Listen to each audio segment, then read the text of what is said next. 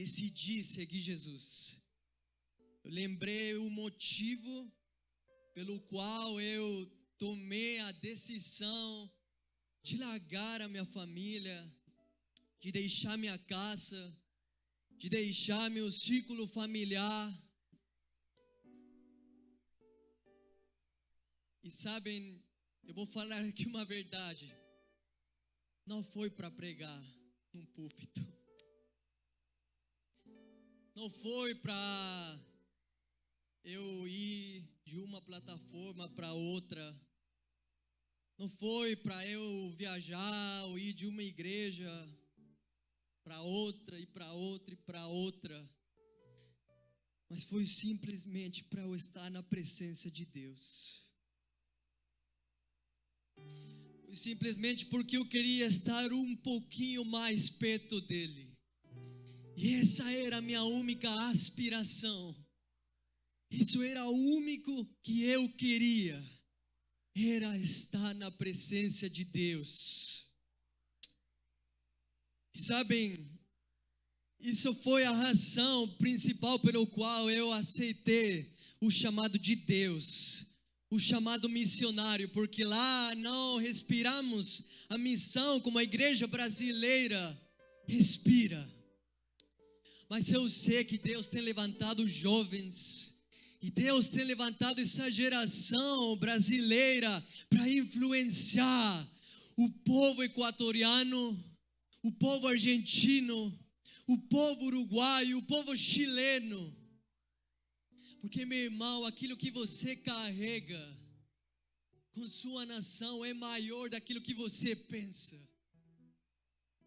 Feche seus olhos, eu quero orar e entregar este momento ao Senhor.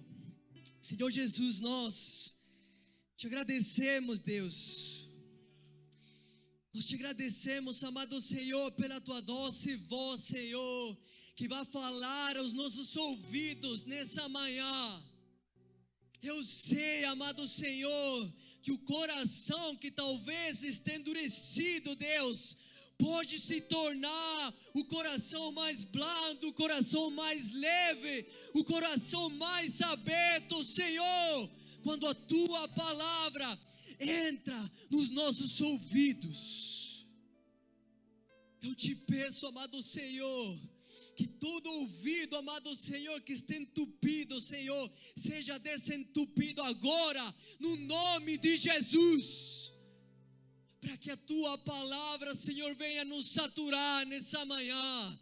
Para que cada um que está aqui, Senhor, sentado nessa cadeira, venha, Senhor, a ver a glória, Senhor, que tu tem para nos oferecer nessa manhã, Jesus.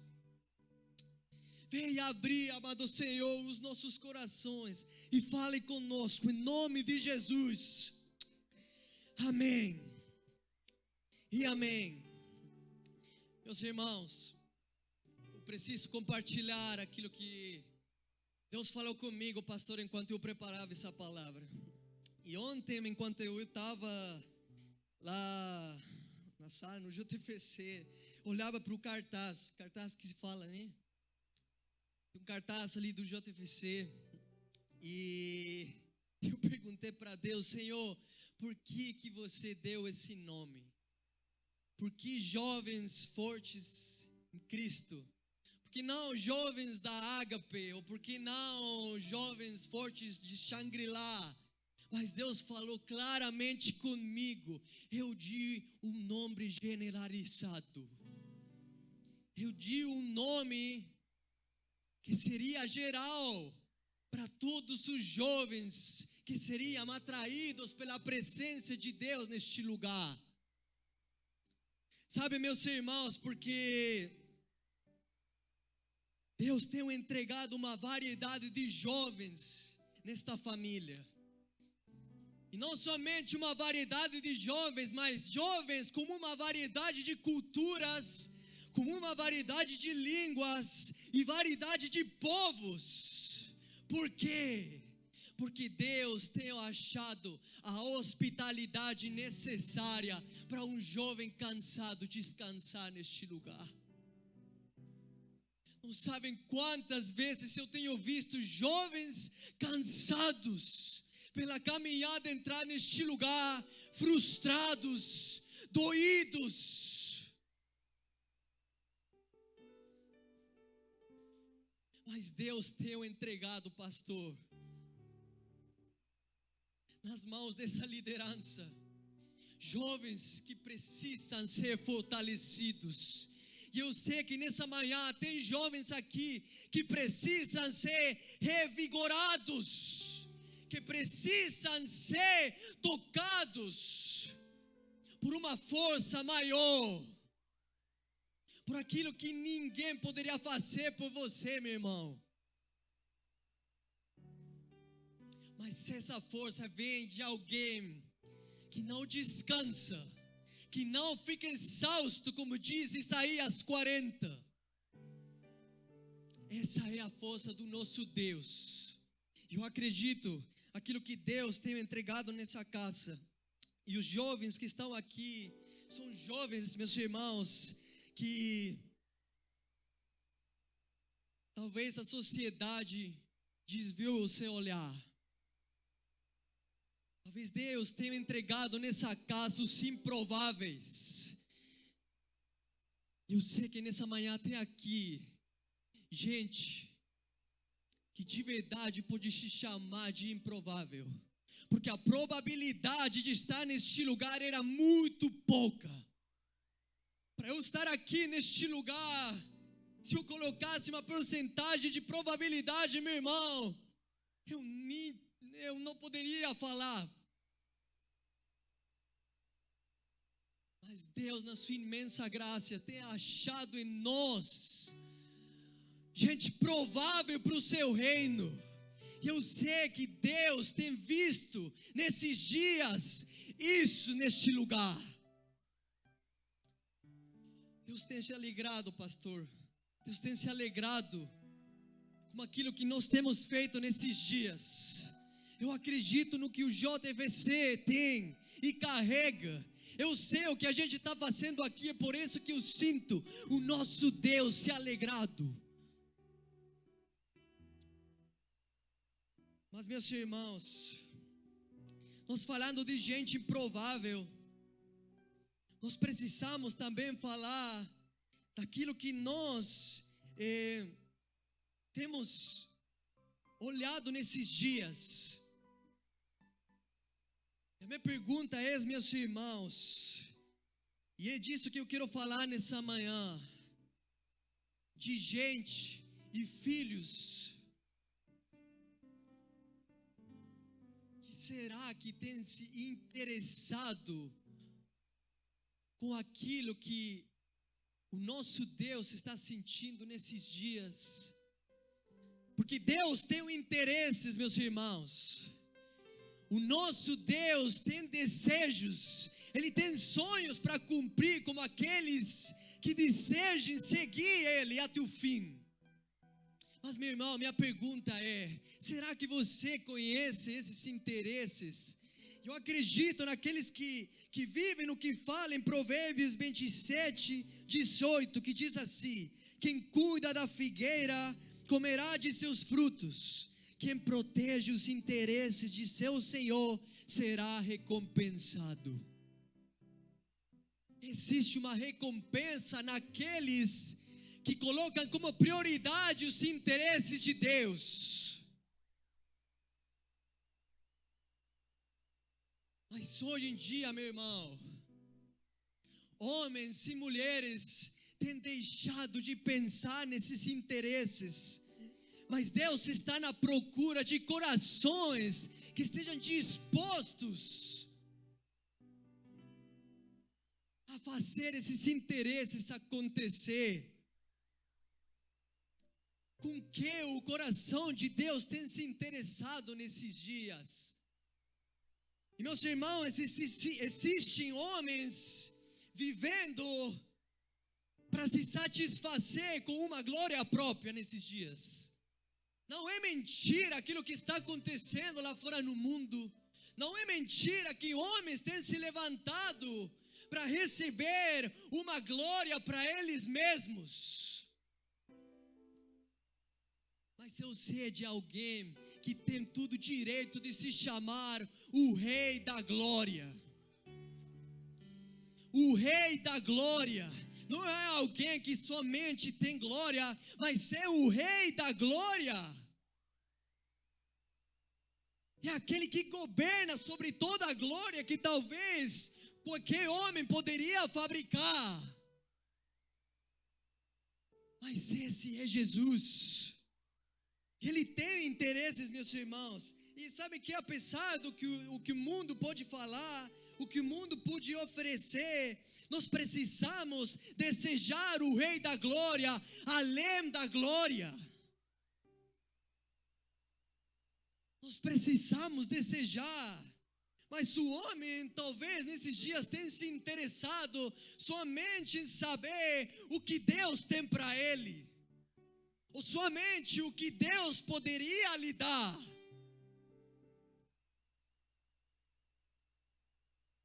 Tem a pergunta que muitos jovens se fazem, que alguma vez eu já fiz. O jovem sempre busca a resposta para o seu chamado. Em algum ponto das nossas vidas, nós vamos nos perguntar para que nós fomos chamados.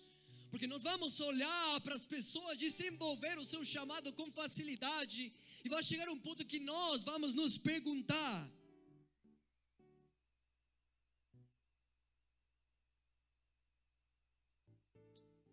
mas além de nós conhecer o nosso chamado, meu irmão,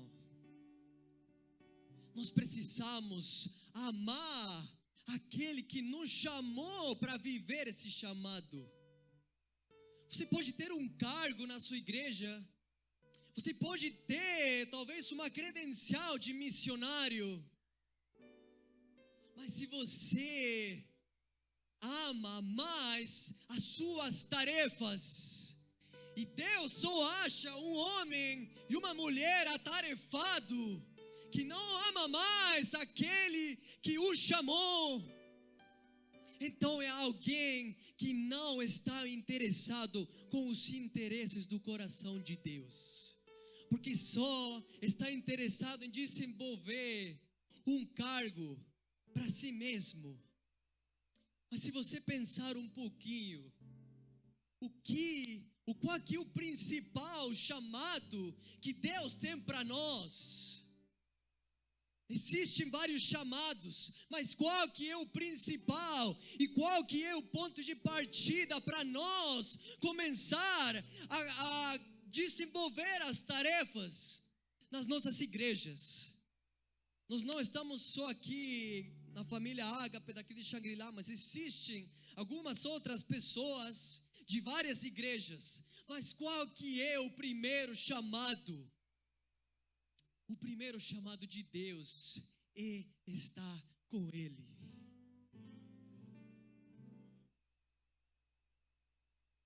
Se você não pensa primeiramente em que você precisa estar com Deus e caminhar com Ele, então não precisa você realizar uma tarefa à parte.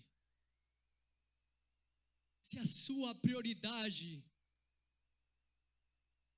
não for andar com esse Deus e ter uma vida com Ele, então, meu irmão, aquilo que você faz aqui, o seu talento, as suas habilidades, talvez não serão direcionadas de forma vertical, mas serão para nós mesmos. Nós precisamos ter muito cuidado com isso. E é desse interesse que eu quero falar nessa manhã, meu irmão. O homem tem parado de se interessar com uma vida que ele precisa ter com Deus. Nós somos caras muito atarefados. Nós vivemos aqui na correria, pastor. Eu sei que cada um daqui cumpra talvez alguma função na sua igreja, talvez no seu ministério. Mas, meu irmão, o que existe que é maior do que Deus andando conosco? O que pode ser maior que isso? O que tarefa, o que coisa maior tinha o homem desde o princípio que Deus com ele? Será que existe algo maior que isso?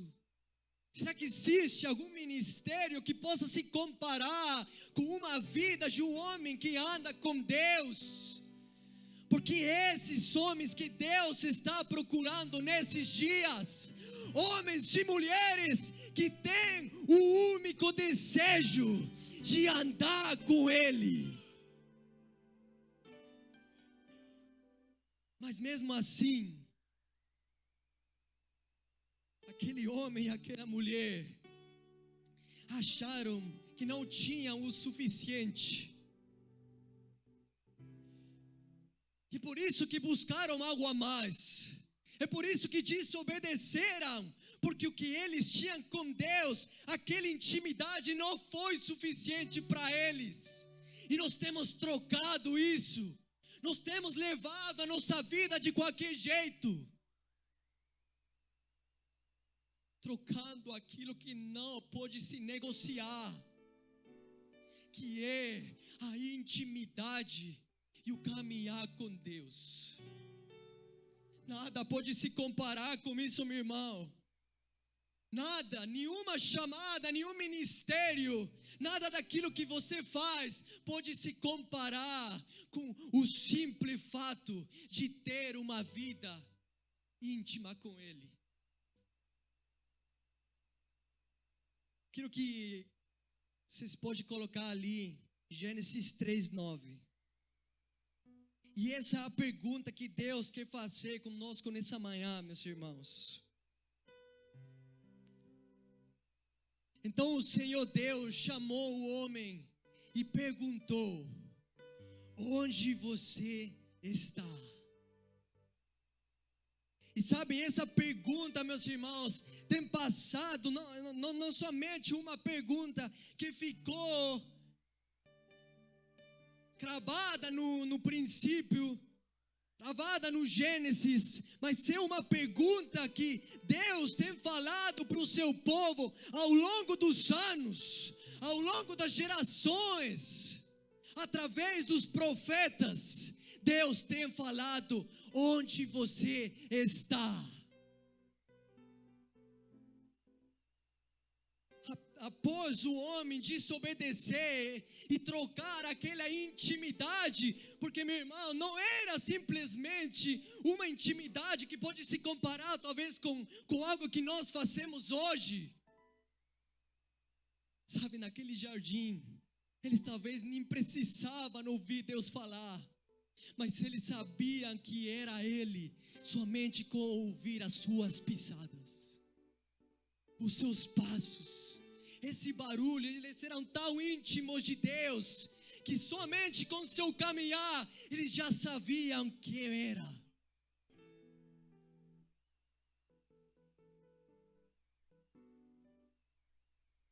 E por que nós não viver essa loucura, meu irmão, nesses dias? Será que é impossível? Mas Deus tem falado hoje conosco: onde você está? Para onde você fugiu? Onde que você se escondeu? Porque Deus tem pressa, meu irmão, de achar pessoas que valorizem a sua presença. Deus tem falado muito comigo: Bruno, cuida do meu coração. É ali que eu falo para Ele: meu Deus, como é que eu posso cuidar do coração do meu Senhor, se nem eu posso me cuidar a mim mesmo? Mas Deus, na sua confiança, Ele nos entrega e nos deixa cuidar e desejar os interesses que Ele tem por nós. E existe uma responsabilidade nesses dias de cuidar daquele que se contrista. Como tem sido a sua vida com esse amigo chamado Espírito Santo?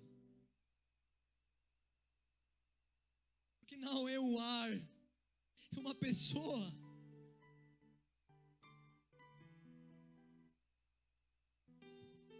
Deus estava em um trabalho de reconstrução, meus irmãos.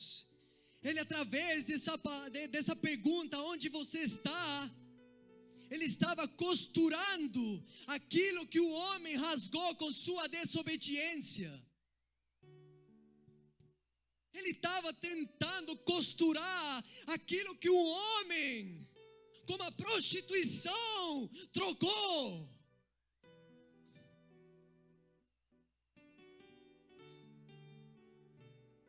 O que você tem colocado acima daquele que merece todas essas coisas?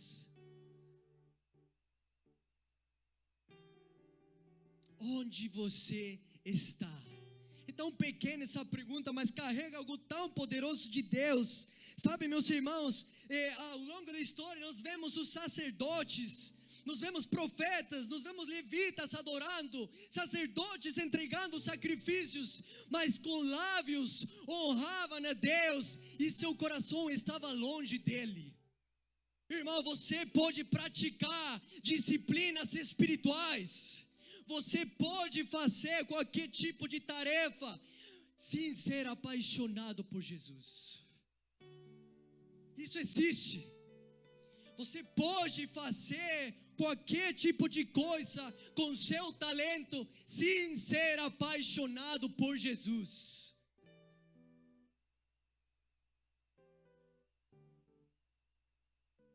Sabe onde você está?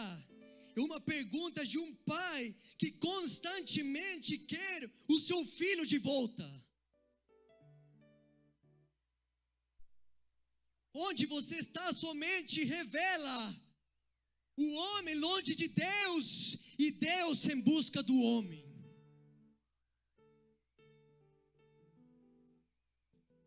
Eu tenho sentido a velocidade de Deus à procura daqueles que não querem saber mais dele. Eu tenho sentido a velocidade, a pressa que Deus tem de alcançar aqueles que somente matam o tempo, porque essa é a nossa grande desculpa. Eu preciso matar o tempo, eu não busco mais de Deus, e ficamos matando o tempo, como se o tempo fosse de sobra. Mas existe uma frase que diz assim: aquele que mata o tempo não é um assassino, é um suicida. O que você está fazendo com sua vida, meu irmão?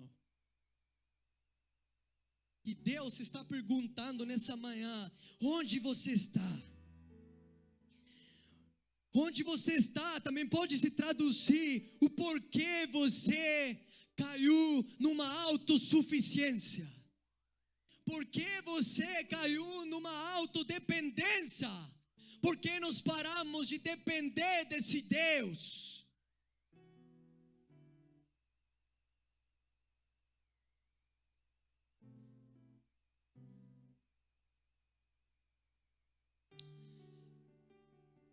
Eu quero terminar aqui orando. Se coloque de pé comigo.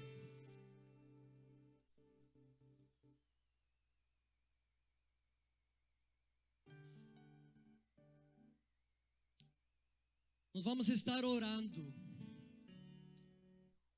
Mas eu quero que você me prometa uma coisa. Durante esses 2 dias de conferência, lembre dessa pergunta que Deus já semeou no seu coração nessa manhã: onde você está? Nós vamos adorar. Eu quero fazer uma oração aqui. Sabe, Deus está em busca de amigos. Você pode ter o título de missionário, você pode ter o título de pastor, você pode ter o título de evangelista, mas se você não tiver o título de amigo de Deus,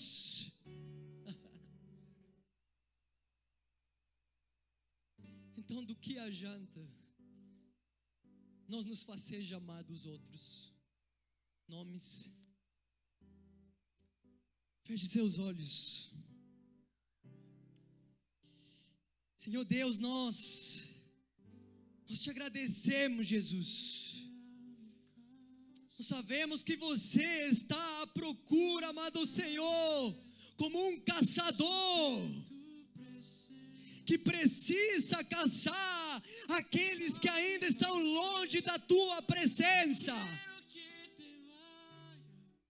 Senhor, onde nós estamos, onde nós temos nos escondido da tua presença, Senhor. Mas, Senhor, nessa manhã, eu preciso que você marque esses jovens com uma intimidade que não se compara, Senhor, como uma intimidade rasa, mas que seja uma intimidade profunda na tua presença, uma intimidade incomum. Espírito Santo,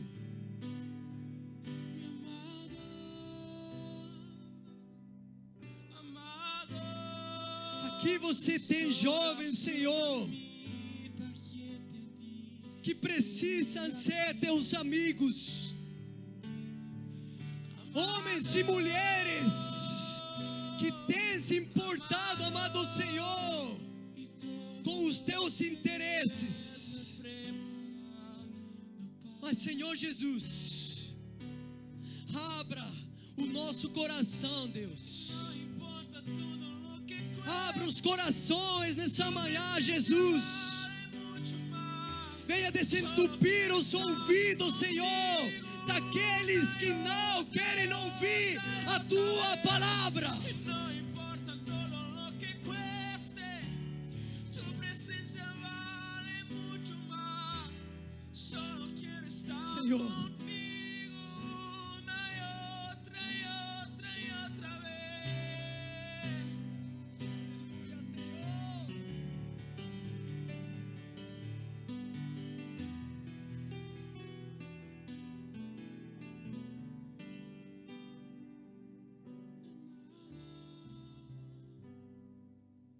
Amado, yo soy la tsunamita que te di que vive aquí. Mi amado, amado, y todo lo que ves lo he preparado para ti. Aleluia, Senhor. Meus irmãos, talvez nesse tempo Deus não está chamando homens e mulheres com mãos habilidosas, mas Deus está procurando uma geração com ouvidos sensíveis às suas palavras. Homens e mulheres que não negociam aquilo que não pode se negociar, que é a amizade com um Deus que ressuscitou, com um Deus que não está mais num túmulo, mas que vive e vive para sempre.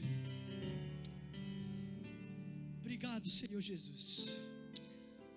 Aplauda esse nome que está acima de todo nome.